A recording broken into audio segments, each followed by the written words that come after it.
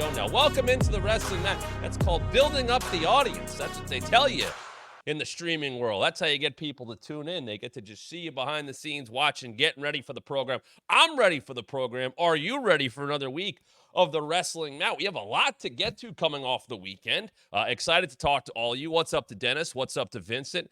Hello, how are you? Let's get going on to the program today. Happy to have you with us. As always, we welcome in our MAT members who are with us. We welcome you who are joining us for the first time. We welcome if you're joining on X or hopefully right here at the WrestlingMatchShow.com, where you can become a member. Yeah, down below, or go to the WrestlingMatchShow.com. Would love to have you aboard. Coming up this week, I wanted to let you know some programming notes before we get into the show today. Before I do that, let me tell you what's coming up on the show today. We're going to talk about, Vincent just mentioned in the chat, Roman and Cody versus Solo and Jacob. Basically, what I want to get into as it relates to that are Cody Rhodes, the presences of Cody Rhodes and Roman Reigns. Is that enough to carry SmackDown right now? Because it feels like it is. And now that they're on USA Network, are those two, the top two stars in the company, are they enough to carry a SmackDown show that I don't think is drawing a lot of interest outside of the top of the card? Hey, in the Attitude Era, that worked out at times. Can it work for SmackDown? We'll get into that today. Ahead of Roman and Cody facing Solo and Jacob at Bad Blood, correctly called by Vincent. The second NXT on CW has been moved to a much smaller venue. It's supposed to be in St. Louis. Randy Orton. What does that mean for the state of the show? What does that mean for where WWE is at as it relates to NXT, as it relates to the CW? But the second NXT, moving venues. We'll get into that. The training of Logan Paul I want to talk about today. A little back and forth, not a little, a lot of back and forth between Hall of Famer Kevin Nash on his podcast, Click This, a great podcast, let me tell you that right now, and Logan Paul about Logan's standing on what Nash thinks of him. Logan went back at him. Nash did respond on his podcast today, and we're going to get into that because I want to tell you what I know about Logan Paul's training, and does it even matter to you as a fan how he gets ready for his matches? We'll get into that today, and Kurt Angle discussed it over the last week, saying he would like to do it, be interested in do it, should he manage American-made. We will get into all of those subjects on today's show, and if you wanted to get into more, we can do so. If you want to get into more, how about a super chat? A super chat is a great way to support the show. And hey, if there is a topic that you would like me to talk about, you have a question you want me to get to on the show today, you want to chime in with something you want to be heard on the show, super chats get you to the front of the line, so make sure you check that out here today. Another way to support the show, please subscribe to us wherever you get your podcasts. If you're listening on the Believe Network, thank you very much. If you just watch the show, hey, we appreciate having you here at the WrestlingMatchShow.com. But if you also want to listen to this very same show, you want to take it on the road, you want to take it mobile, you can. Please subscribe. It's off the Believe Network. We thank them for hosting the program, and you can do so wherever you get your podcast. Rate, review, and subscribe. And if you're listening on the Believe Network, come and join us. Become a member here at the WrestlingMatchShow.com. Now, a couple things I want to announce. So here's what's coming up. Tuesday, normal show tomorrow, except for the fact that for members, you will get it live. A live taping of this show is tomorrow, Tuesday at 11 a.m. Eastern. We'll air at 1 p.m. Eastern for everybody else. We'll be talking about Monday Night Raw, any other big headlines. On Wednesday and Thursday will be taped shows. I have to go in for medical procedure. I'll be fine. Don't worry about it. Wednesday, though, I'm going to present to you my top 5 Hell in a Cell matches. We'll get some honorable mentions in there. And on Thursday, I'm going to give you my top 5 wrestlers of the year so far as we come up here midway through September. So Wednesday and Thursday, special editions.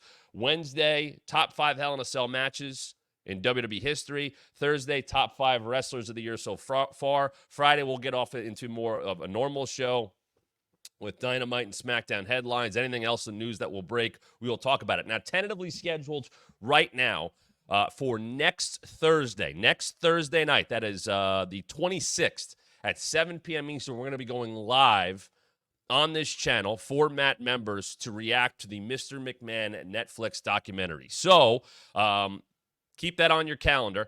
Also, if you don't know about it, We have shirts now, and they're available at prowrestlingtees.com/thewrestlingmat. Now, we had been promising to the members, you would be getting a discount code. I will tell you to keep an eye on the WrestlingMatchShow.com, on the YouTube page and our community page, because for Matt members, that code, the discount code to get your shirts, to get your merch at prowrestlingtees.com/thewrestlingmat, that's going to be posted today. So keep an eye out for that. Just on our items, by the way, just on our items, you're going to be able to get a discount code for Wrestling Mat merch at prowrestlingtees.com. If you are a member, take a look on our community page. It will be posted at some point today. So that's everything that's going on. Wanted to give you guys a heads up. Thank you for being with us. Hopefully you had a good weekend. Getting into here, I guess a couple of down weeks, all things considered, because we don't have a pay-per-view for a couple of weeks now, which is fine.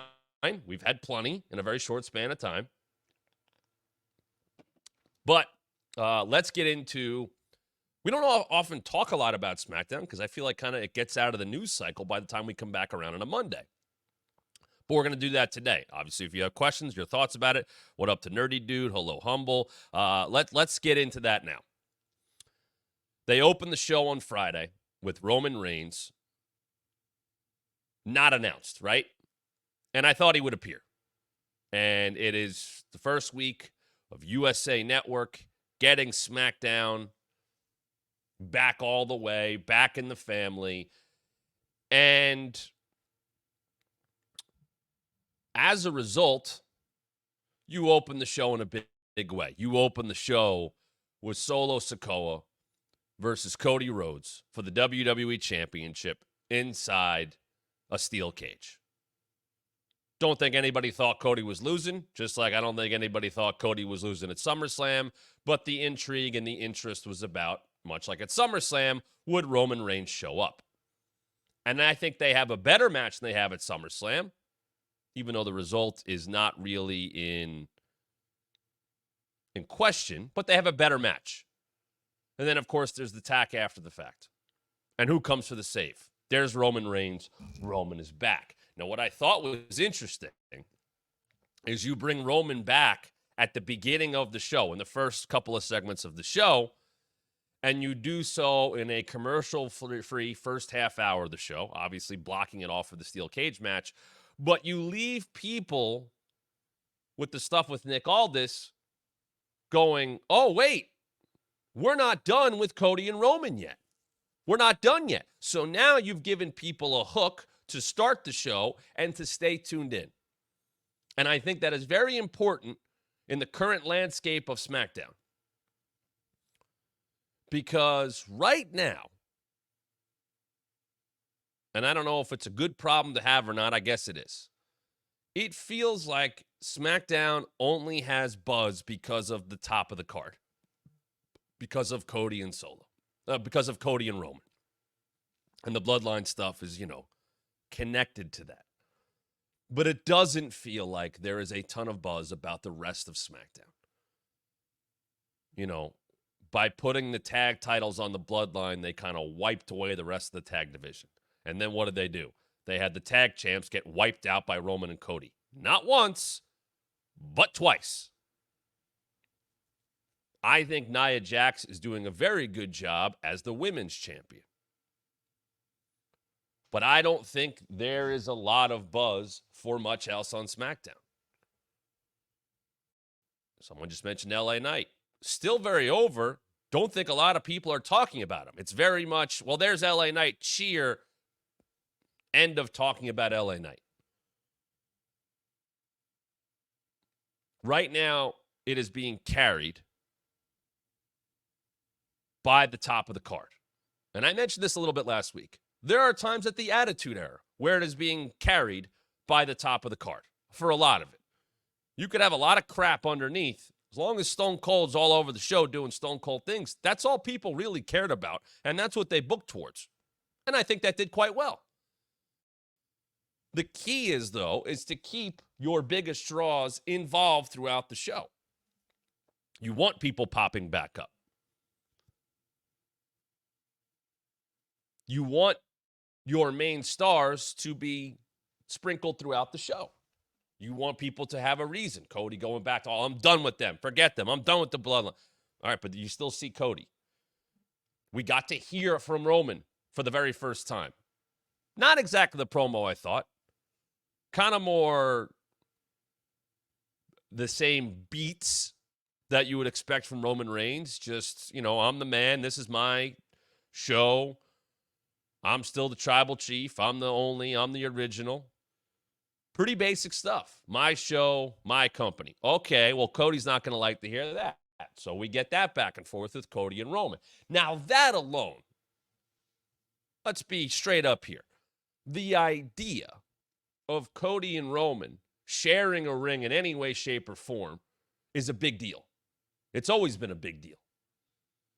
There's plenty of history there. There's 2 years worth of WrestleMania builds there. There are 3 WrestleMania matches. When Roman showed up at SummerSlam, the buzz of that, of course it's a big deal. But to have Roman save Cody again, and Cody save Roman kind of at the end of the cage match and all the stuff that happened. Romo cuts his promo with all this standing there, and you get Cody out there, and there's a contract, and how is it going to be handled? We're going to put these two on the same side. Now, I made a point to look, because I had said, and we posted about this last week, it's on our shorts at thewrestlingmatchshow.com. They don't have to give you too much. Okay? They don't have to give you too much when the tickets are sold. They're about 300, according to WrestleTix, they're about 373 tickets away from selling out Bad Blood. They'll do that. They'll probably do that by Friday, if not sooner. You have now put Roman and Cody on the card. Cody was expected, Roman maybe not. But you've now put your biggest 2 stars on the same side. Give me the contract. Cody, as we're showing a picture here for those watching on video, Roman has already signed it. We have the poll on our community page. We asked you guys about this. What was the best part of SmackDown on Friday? 63% of you said Cody and Roman signed for Bad Blood. The end of the show. 21% of you said the Cody and Solo cage match was the best part of the show. 84% of you basically said that the top of the card was the best part of the show. Orton and Owens got 4%. Andrade and Carmelo, part 5, got 12%. So the focus is where you'd expect it to be. The focus of the fans is where I would expect it to be. And there is such a drop down just in terms of the buzz. This is just real. I see what gets posted. I watch what people are talking about. It's Cody and Roman and everybody else, which is okay sometimes, but it does feel like there's quite a gap there. So you need to have Cody and or Roman sprinkled throughout the show, teased for later on in the show. You need it right now. It doesn't feel like there's a lot of buzz about the rest of SmackDown, but there's a ton of buzz about the biggest part of SmackDown, and that's enough for right now. I will fully admit that is enough for right now. I'm sure USA Network is thrilled to have Cody Rhodes and Roman Reigns on their show, what will be their show. How they maybe adjust those rosters when we get closer to January, we will see. Talked about free agency last week, how I think that would be something WWE could push into a little bit more within their own company. Oh, their Raw contract is coming up. Their SmackDown contract is coming up. Their NXT contract is coming up. You have GMs running all those shows. You have Adam Pearce. You have Nick Aldis. You have Ava. You have people running all those shows. They have to deal with contracts. They have to deal with talent. They have to have their own talent relations department, whatever. But they are giving us something I don't think they necessarily had to pull the trigger on yet. Admittedly, that feels like more of a Saudi offering, putting Roman and Cody on the same side. I wasn't totally sure if we would see Roman wrestle before Saudi. Yes, he's on the Survivor Series poster. There is something to be said for that. I think a lot of people expected him. I think a lot of people expect a new bloodline versus Roman's whatever team that's going to be.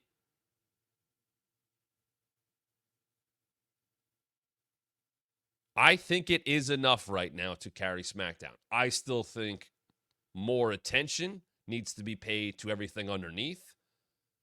Obviously, you got Randy back now with Kevin. That's a good thing. I don't know when you separate Cody off from Roman. I don't know if Cody stays in this thing. Is Cody on Team Roman for Survivor Series? Or does Cody, here's a way they could tell this story. Because Cody said, I'm done. I'm done with the bloodline. That's Roman's to deal with. Which is, I think, fair to say. If you're Cody Rhodes, like, hey, I beat Solo twice. I beat Roman Reigns at WrestleMania. I'm done. I don't need to deal with this stuff anymore. This is Roman's issue. Now, they're going to tag together again. Is Roman Reigns going to take this story on his own? Does that make sense? Does Cody say to Roman at some point in the next couple weeks, hey, I'll do this. I'll do this for you. But I'm done after that. Is that the story that's played? Do you keep that tension between those two? Hey, you took care of me at SummerSlam. I'll have your back in this tag match. We're done after that. I don't need this anymore. I dealt with it with you. I've dealt with it with your family. I'm now dealing with other parts of I'm done. This is, you created this. This is your problem. I'll owe you one back. And then we're done. I would go in that direction. I think it's good that Roman has to be a little bit more humble and accept the help.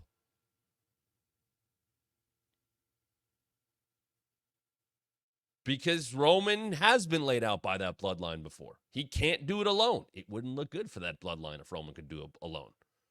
So Cody can be by his side, but it can't be forever. Rob mentioned last time Roman actually wrestled on SmackDown, December 30th, 2022. Kevin Owens and John Cena versus Sami Zayn and Roman Reigns. An outstanding match. Cena keeping a streak alive of wrestling at least one match every year. Obviously did it last year and this year as well. But yeah, I wonder, if Roman appears on that SmackDown, will he wrestle ever on SmackDown? Will we see that? I think the next time Roman wrestles on television is, I think he'll be on the Netflix debut. I think that's an all hands on deck situation, which, by the way, I don't want to say it totally was, but they showed, Raw, Gunther, and they showed Priest, and, they showed people from Raw on that SmackDown. Just, hey, they're here too. So they loaded it up from a standpoint of star power. I got to be honest, I expected more from a SmackDown season premiere. I think on the middle stuff, not as much the Roman and Cody stuff. I think they got everything out of that they could want. And it's a big deal, and it did big numbers and will continue to do big numbers. Will we see Roman again this week? Who knows? Hey, Plethora, what's going on? Who else did show up? Hello, Ken. Hello, what's going on? All right. Moving on from that. Quietly announced last week. Not a lot of talk about this, which I realize is because it hasn't happened and because WWE is doing so well with ticket sales. But the second NXT on CW, which will be October 8th. October 1st is the debut. That's in Chicago. Seems to be selling well. CM Punk is on that episode. CM Punk is on NXT tomorrow night. But they are moving the second NXT on CW from the Enterprise Center in St. Louis to the factory at the District in Chesterfield, Missouri. Now, the first place holds 18,000. The second place holds 3,000. So they are moving to a venue with 15,000 fewer seats. Typically, that's lack of ticket sales. That's a concern about the lack of ticket sales. That is, as Vincent noted, the night AEW has to, for scheduling purposes, air on Tuesday. So that is an AEW NXT head-to-head night. Randy Orton has been announced for that show. The St. Louis native. They now move to Chesterfield, Missouri. NXT has been doing well in ticket sales when they've taken shows on the road. The Colorado show did very well for No Mercy. I was pleasantly surprised by that, as it was a standalone weekend for NXT. However, your second show on CW getting moved, probably not a great sign. Now, is that a soft market? Is that an indictment of Randy Orton? I don't know. Chicago is always going to sell well for WWE, as they have been, especially with Punk. Punk is absolutely a 100% proven draw, merch mover, ticket mover, ratings. It's absolutely. Absolutely.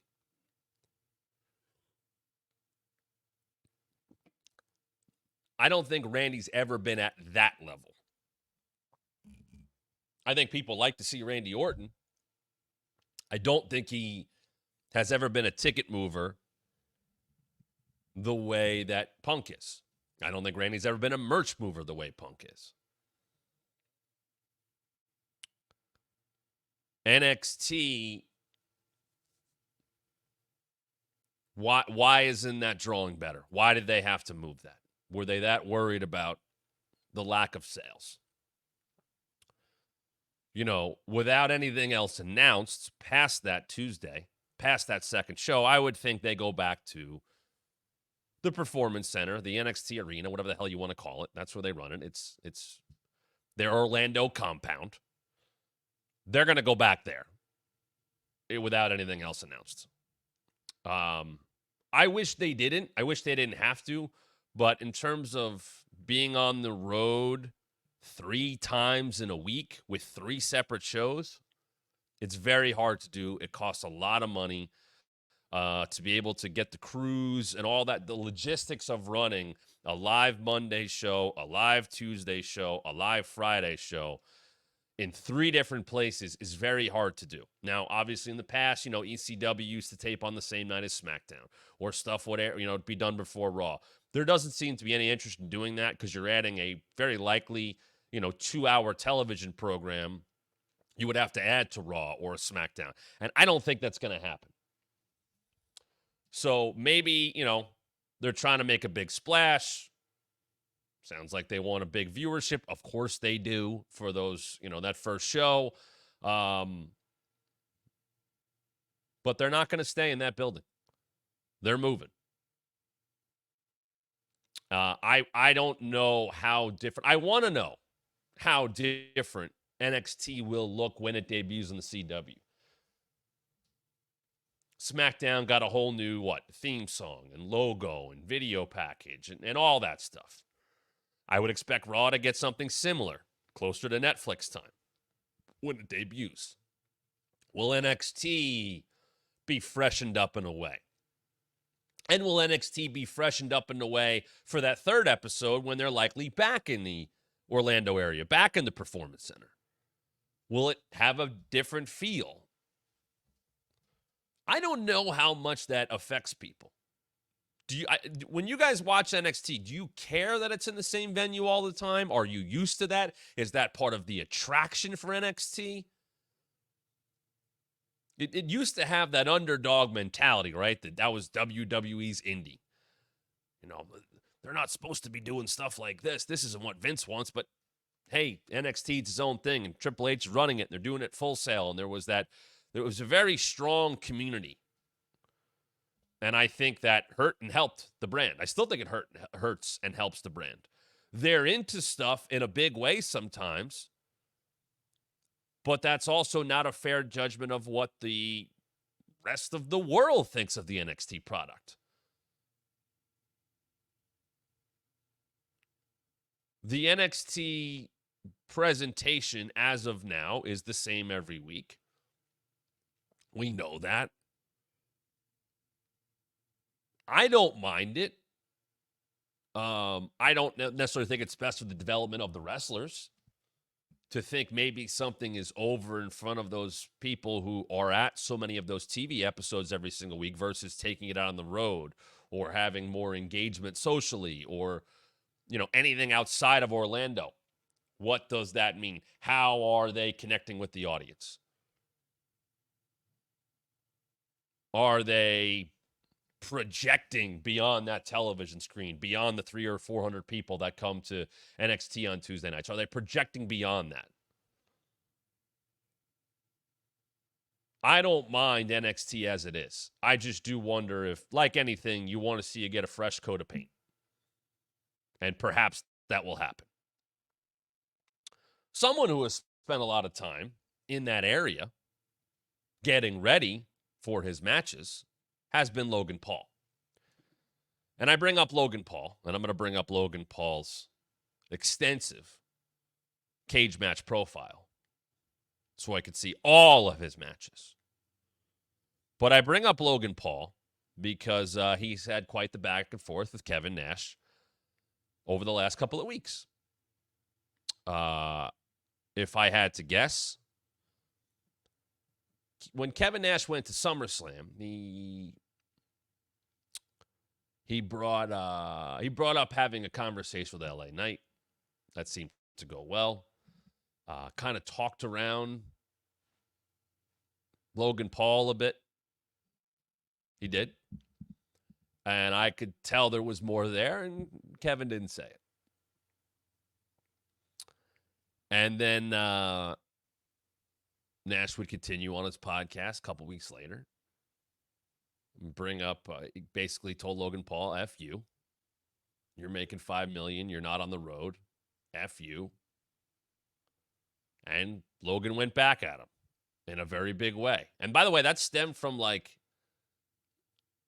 I guess Hogan on Logan's podcast, and Kevin was talking about that and questioned what he learned or hadn't learned, and who knows.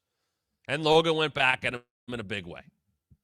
And a lot of people are like, hey, point for Logan Paul.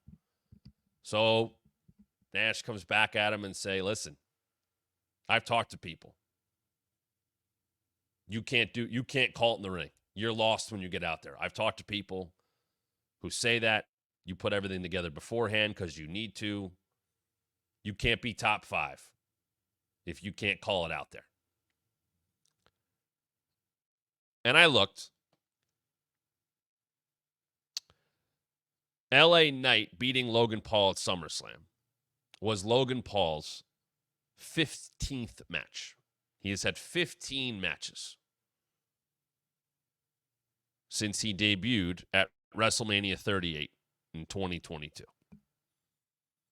He has had singles matches with the following people: The Miz, Roman Reigns, Seth Rollins, Ricochet, Rey Mysterio, Kevin Owens, The Miz again to get in the Elimination Chamber,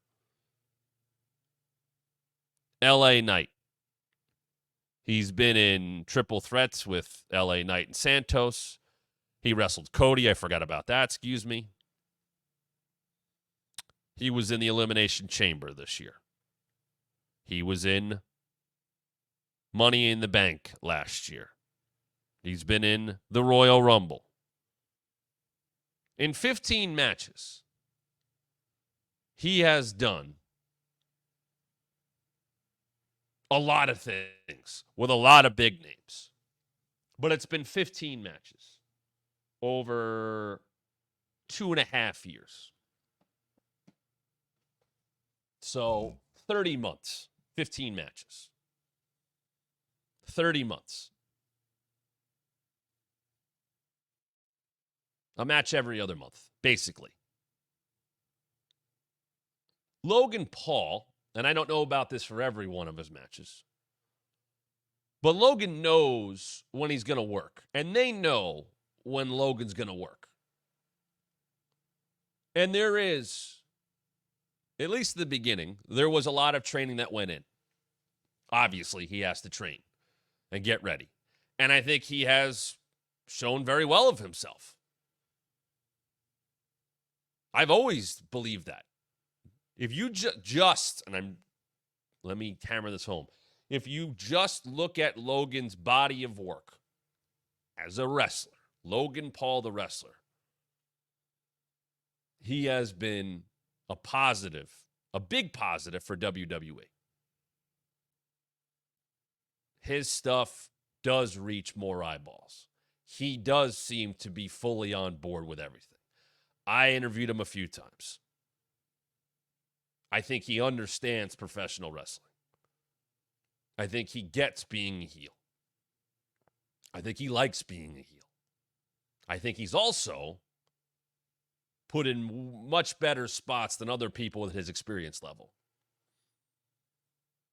That comes with the territory. That comes with the audience he has that comes with him. They want to take advantage of that audience. I believe what they are doing makes a lot of sense. I say it all the time. You got to capture people here. You got to capture them quickly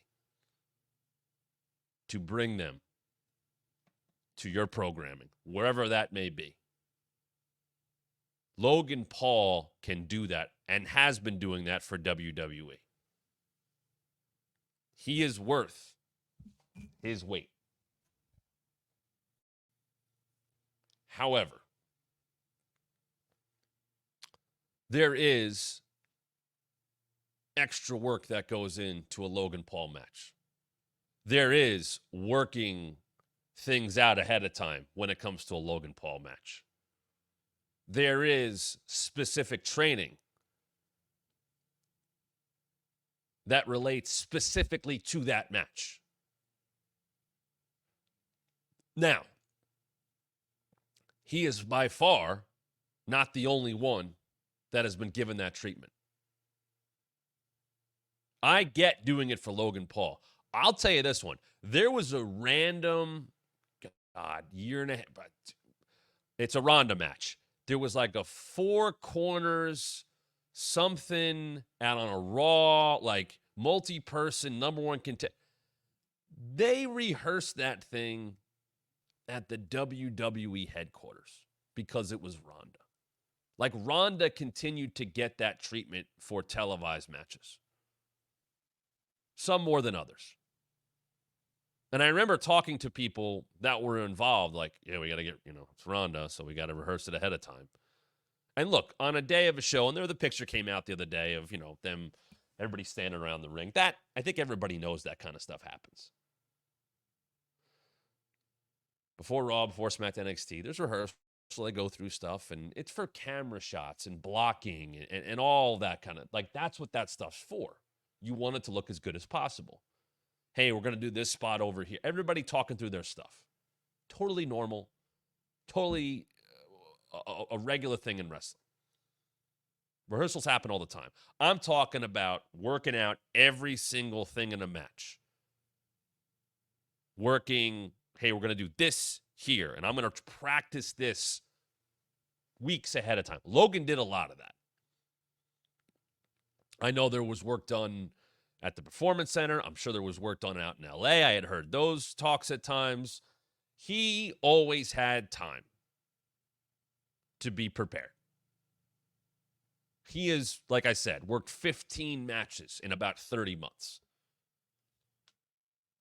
Let's see. I'd love to know what's the quickest turnaround. So he basically has never worked a match. He worked Money in the Bank and SummerSlam within about a month of each other. He worked Rumble and Chamber qualifier this year with it. So like that was the quickest one. He wrestled at Rumble. He wrestled a couple weeks later at a Chamber qualifier at SmackDown and then worked the Chamber this year.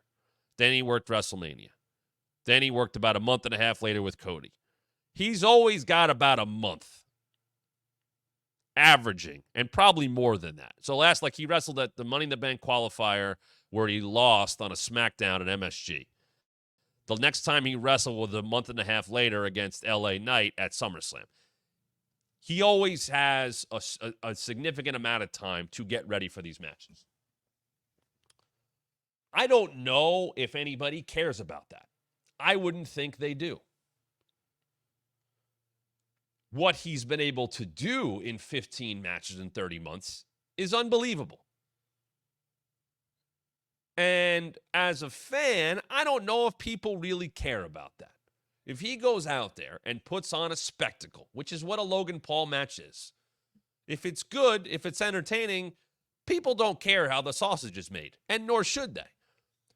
From a Kevin Nash standpoint, maybe from some other wrestlers' standpoint of view, maybe it's not looked upon so highly. It is a different time in the world, though, now as it relates to wrestling. Logan Paul is valuable to the company. So, how do we get the most value out of him? It's very old school Paul Heyman and ECW. You accentuate the positives, you hide the negatives. Logan Paul's not going to be wrestling every week. Logan Paul's never going to go in there and go, hey, you showed up to SmackDown tonight, you got a match tonight. I do? That's not going to happen. He's probably going to know always weeks, maybe a month ahead of time of his next match or the plan. There's a story from Stone Cold's old podcast, and he has William Regal on, and they were talking about matches. And they talked about how, without saying it, neither was as high on the Randy Savage, Ricky Steamboat WrestleMania 3 IC title match as other people were. And they talked around why they did not regard that in the same way many people did. Now, that is considered one of the best wrestling matches of all time, one of the greatest WrestleMania matches of all time. It's the best match on WrestleMania 3. It's a mat classic. It's very ahead of its time. But the reason that William Regal and Stone Cold didn't show the same amount of reverence towards that match as maybe fans do is because that entire match was worked out ahead of time. Savage was notorious for planning out his matches and not, knowing every spot, knowing where they're going. Not as much calling it in the ring. And he ended up passing that on to Diamond Dallas Page in their feud. And then DDP started to take that approach with things. From a fan standpoint, as long as things go well and you don't notice anything, nobody cares. From a wrestler standpoint, there is a feeling of you can't go out there and just do it. I don't respect you as much. I think that's where Nash is coming from. It does feel like he heard some things about Logan that pissed him off. That maybe Logan has some kind of reputation. I've heard good. I've heard bad. I heard from a longtime veteran who couldn't stand working with Logan Paul. Didn't like how he treated people.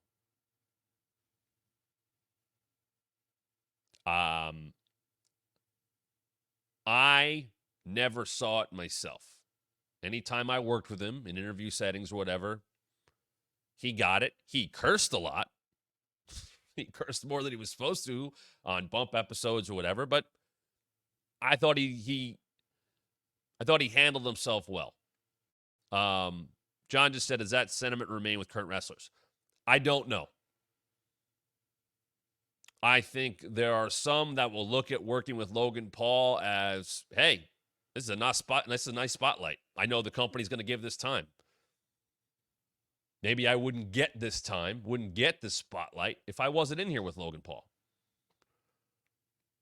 And some people might go, I got to carry this guy to this. I think it depends on the person. I don't think you're going to, Logan, I've seen people get their Prime bottles sent to their house, and obviously he's a big part of the show. I don't think you're going to hear any current talent say anything negative about Logan Paul. His logo is in the middle of that ring. That's paying bills.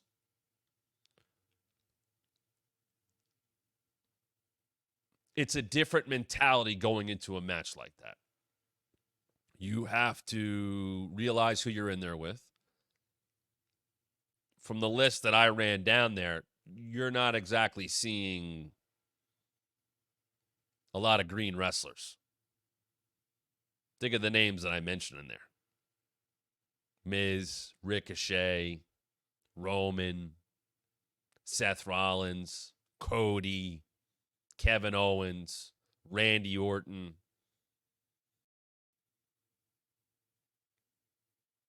He's in there with people who know what they're doing.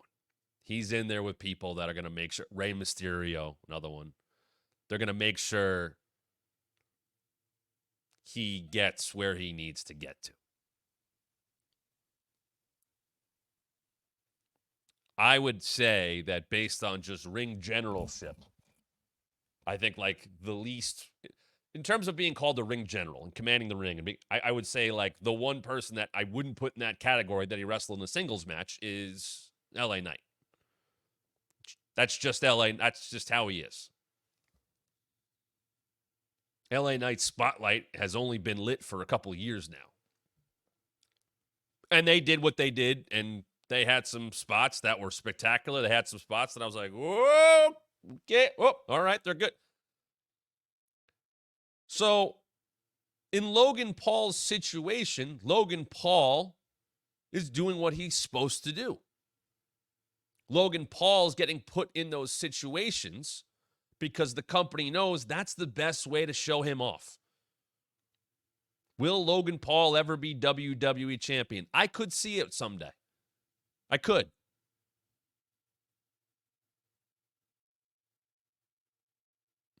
I think he has proven that he can handle himself in the positions that they've put him in.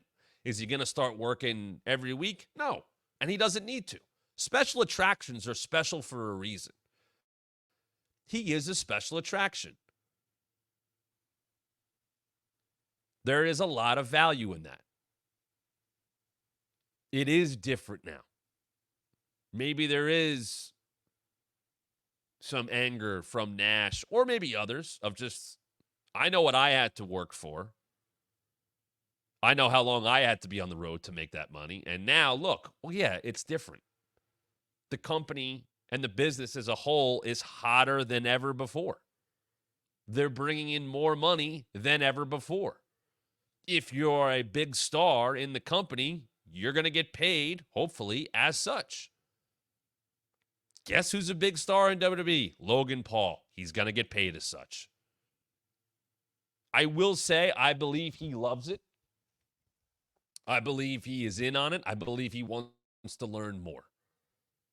I don't think his enthusiasm is fake. I think he knows, hey, I could do this. I'm pretty good at this. I don't know if he's like, hey, I want to do more. Or the company's saying, we only need so much out of you. That could be part of it too. But I don't think he coasts. I don't think he just skates by. I think the effort that he puts in is what it needs to be what they want.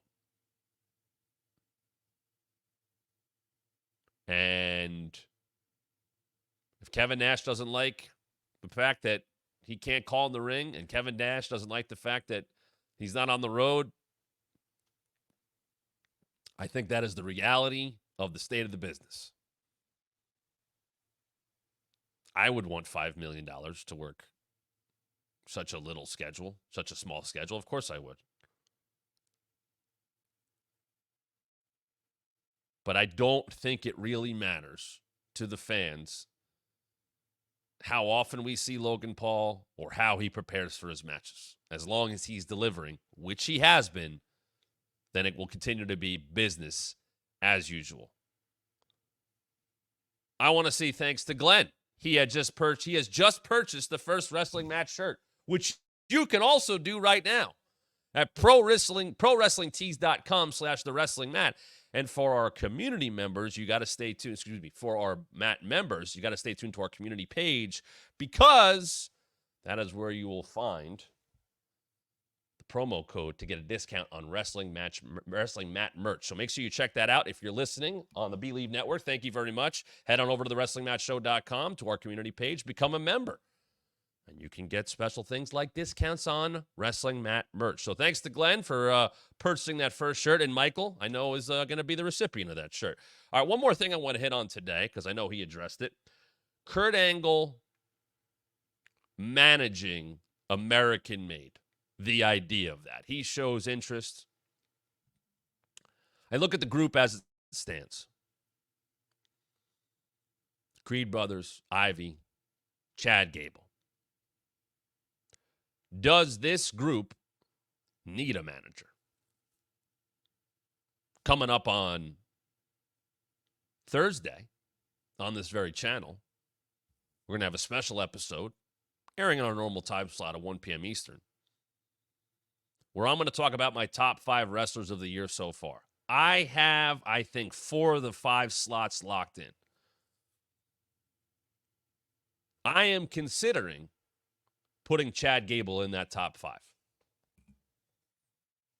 The work that Chad Gable has done for the last probably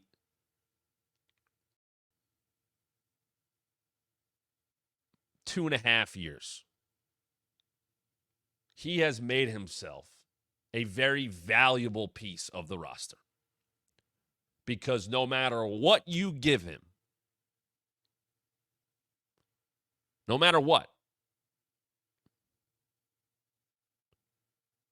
he makes it work, and he does it to the best of his abilities.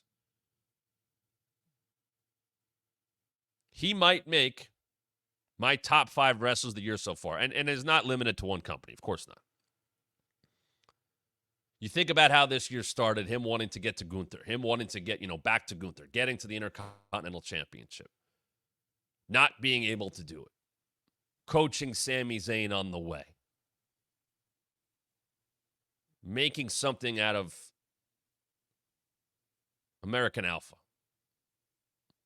with Otis and Tozawa and Maxine, being a very fun part of the show, hitting a home run on all those segments, getting another shot at Sami after he beats Gunther, what Chad Gable couldn't do, turning on him,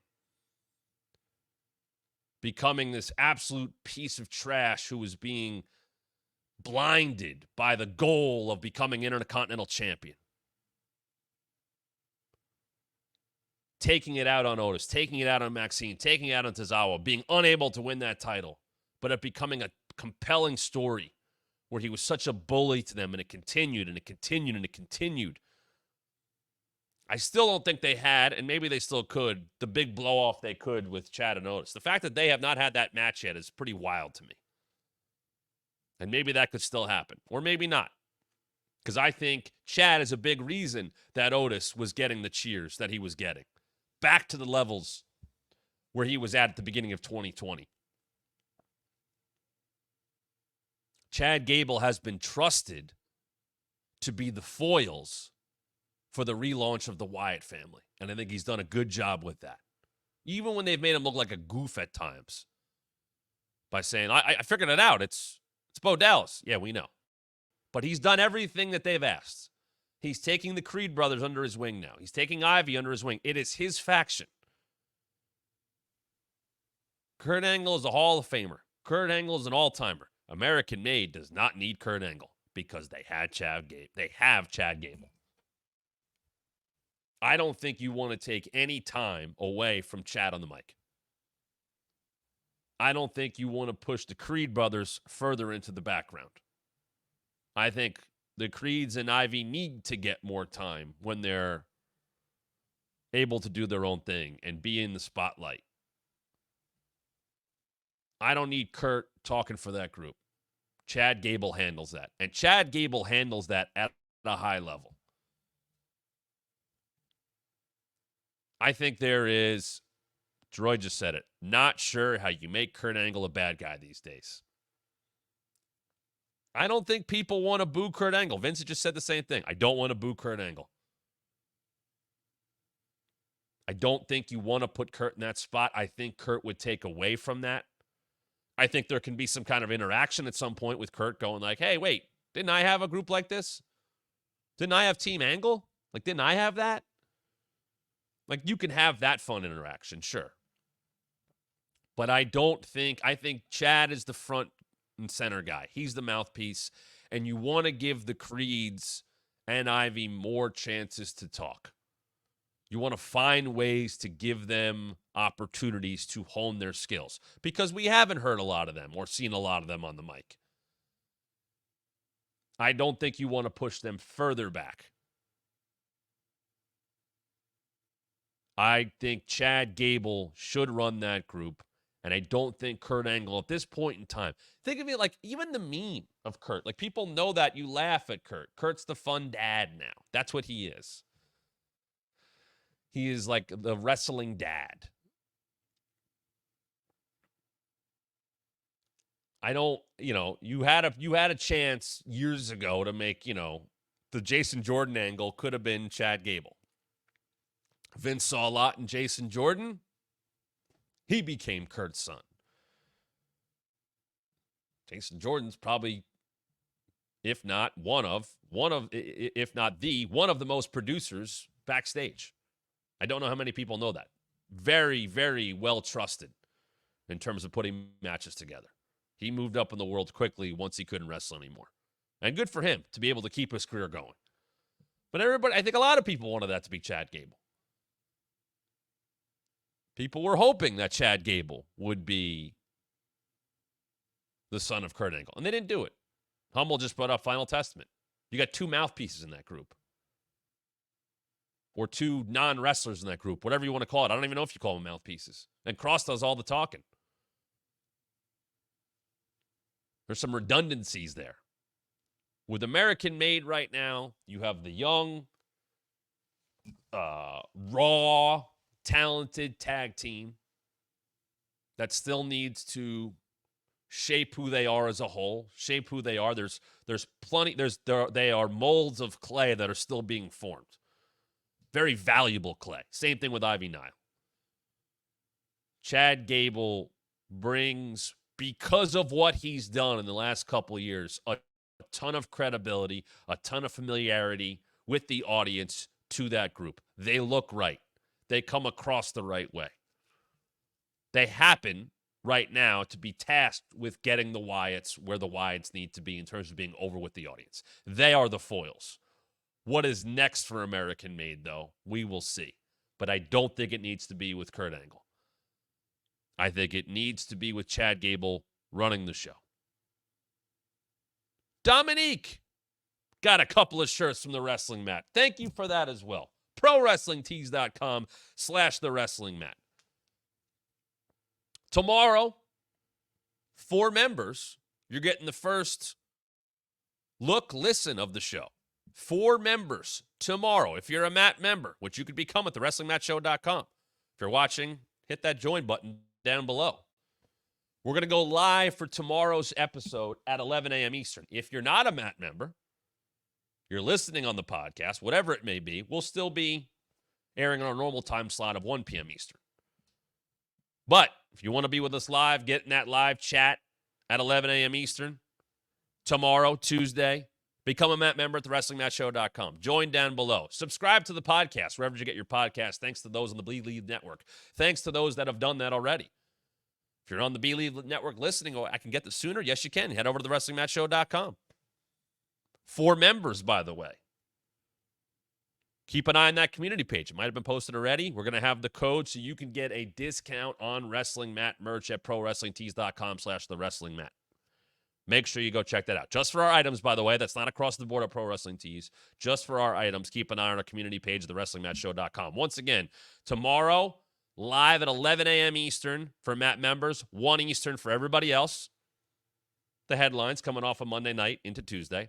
Wednesday, top 5 Hell in a Cell matches. Thursday, top 5 wrestlers across the board of the year so far. And then back live on Friday with our Dynamite and SmackDown headlines. So all of that coming your way and tentatively scheduled next Thursday, 9/26, September 26th at 7 p.m. Eastern. Next Thursday night, 7 p.m. Eastern, we're going to do a live reaction for members for the Mr. McMahon Netflix documentary. That does hit Netflix next week. We'll do a live episode of The Wrestling Mat next Thursday to react to that, my insights on it. And you're hearing, wait, I'm not a Mat member. I got to get this stuff. You can right now. A lot of bonus stuff coming your way at thewrestlingmatshow.com. Join down below. Want to have you there. Hopefully you can check all of that out.